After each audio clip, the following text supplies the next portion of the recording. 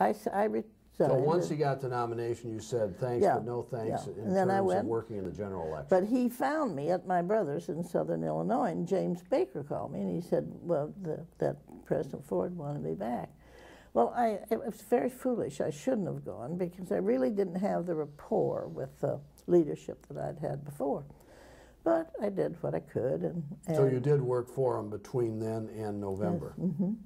Organizing what, mainly women's groups? Mainly women and the ethnics. Yeah. Okay. Let me mention one thing. I just misspoke myself a minute ago, and you'll be happy, and so would Mary Coleman. Actually, 2 of the 3 women on the court right now are Republican.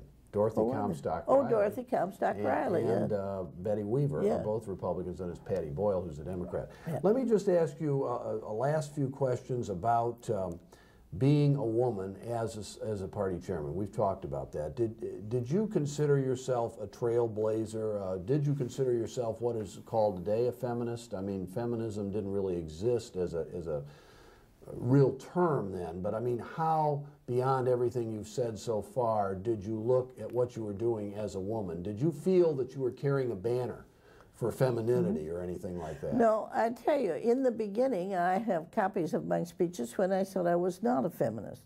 But I did believe that women should have the doors open to them because there were no women presidents of universities, and there weren't a lot of them in medical school and all those things.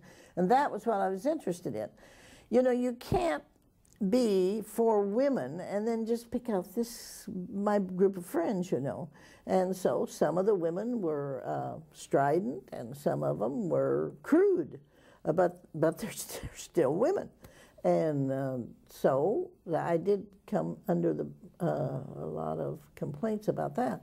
But I took over the national co-chairman with Liz Carpenter, and we traveled the nation, but we could make no headway in the Southern legislature at all. They were not going to have women in that position. Well, let me ask you, was it a net asset or a net liability to be a woman as a party chairman? Were you able to use the fact that you were a woman in some ways that a man in your situation wouldn't have been able to utilize the position, take advantage of certain things? Or was it overall, did you feel you were always kind of swimming upstream, or didn't it make any difference at all? I think it made a difference in that women rallied around me. And every county had women that were involved. Just a couple weeks ago, the Walbridges from Gladstone, Michigan stopped to see me in North Carolina. And she told about how excited she had been in politics in those days, and yet she's out of politics now.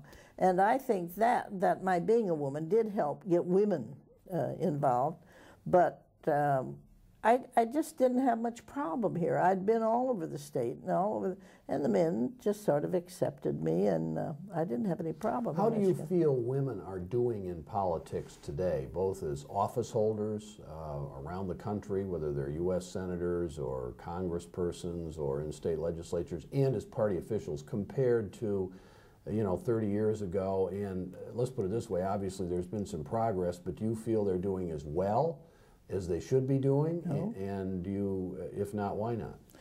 Well, I don't know. I think we get a few more each time, but then we might lose some, but it's sort of like pedaling up the hill, and I don't think that women have advanced as far as they could. But yet I see so many women presidents of universities, and that's a thrill, and I don't think they do as well in politics. For example, it sort of grieves me that I don't even know who the national assistant chairman is. I've never read a word about her in the paper. All you read about are the chairman, the man. And so I don't think they have quite the coverage, perhaps. Do you think there could be a woman Republican chairman of the National Party today? I mean, is the National Party ready for that? They had one, you know. Mary Louise Smith from Iowa was when George Bush was there. Right. And, well, of course, she ran into a lot of trouble, though. Yeah, that's right. She did. And I've never talked to Mary Louise about it, so I don't know if she felt that was because she was a woman or not. I always found her to be a level head, but I wasn't that closely associated with her. But I don't think you would see it happening today because you just don't see women involved at that level in party politics.